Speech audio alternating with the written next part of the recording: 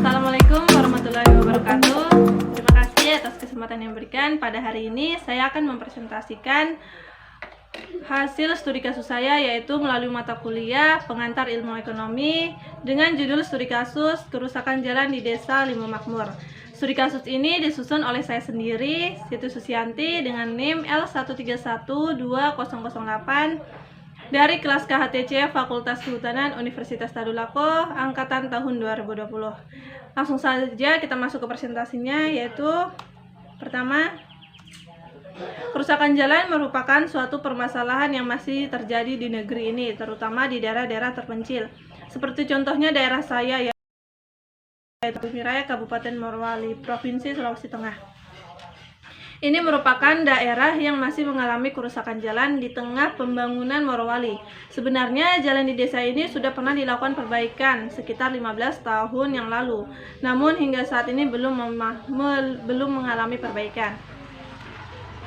Adapun penyebab kerusakan jalan terjadi yaitu pertama, karena adanya pembangunan bandara sehingga mengakibatkan truk-truk mengambil tanah dan pasir di desa kami yang dekat gunung dan sungai, sehingga mengakibatkan kerusakan jalan karena beban yang diangkut di luar dari kapasitas.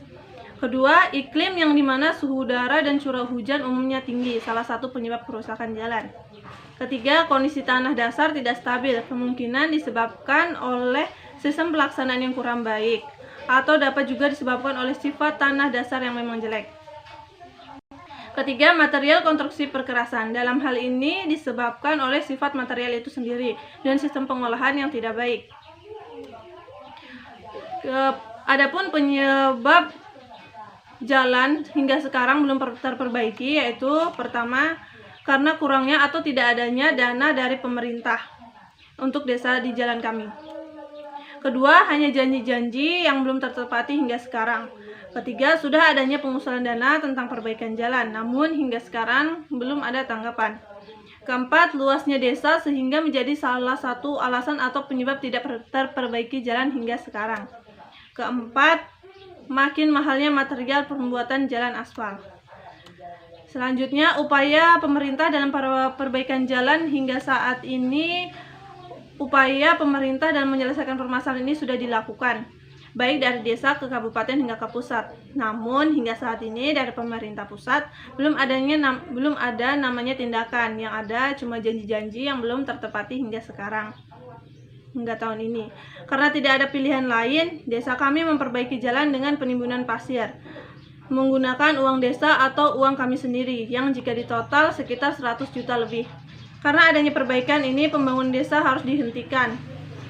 Karena jalan yang sudah amat rusak apabila tidak diperbaiki, maka akan lebih parah dan lebih membutuhkan dana yang lebih besar lagi.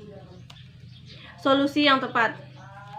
Adapun solusi dari permasalahan ini yaitu pemerintah harus turun tangan langsung untuk mengatasi masalah ini. Kedua, warga bergotong royong untuk melakukan perbaikan jalan minimal di depan rumah mereka sendiri tanpa upah. Ketiga, yaitu adanya kesadaran pada pengendara masing-masing. Keempat maksudnya, muatan pada kendaraan harus sesuai standar. Masalah yang terjadi jika masalah ini tidak segera diatasi, yaitu pertama, akan mempengaruhi perekonomian di desa kami. Kedua, terjadinya kecelakaan. Ketiga, menghambat pembangunan desa karena uang untuk pembangunan dipakai untuk uang perbaikan jalan. Bisa dilihat di layar, ini merupakan gambar kondisi jalan saat musim hujan dan musim kemarau. Saat musim kemarau masih bisa dilewati, namun besarnya lubang jalan itu terlalu besar sehingga saat musim hujan dia tergenangi air. Kesimpulan dari presentasi kali ini yaitu penyebab jalan tidak terperbaiki hingga sekarang, yaitu pertama, karena kurangnya atau tidak adanya dana yang diberikan untuk jalan di desa kami. Kedua, hanya janji yang belum tertepati hingga sekarang.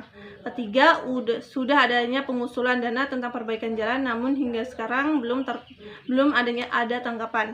Keempat, luasnya desa sehingga menjadi suatu alasan atau penyebab tidak terperbaikinya jalan. Kelima, makin mahalnya material pembuatan jalan aspal. Ya, sekian dari saya dari video ini. Semoga bermanfaat bagi yang menonton dan dapat memotivasi kalian semua. Sekian, wassalamualaikum warahmatullahi wabarakatuh.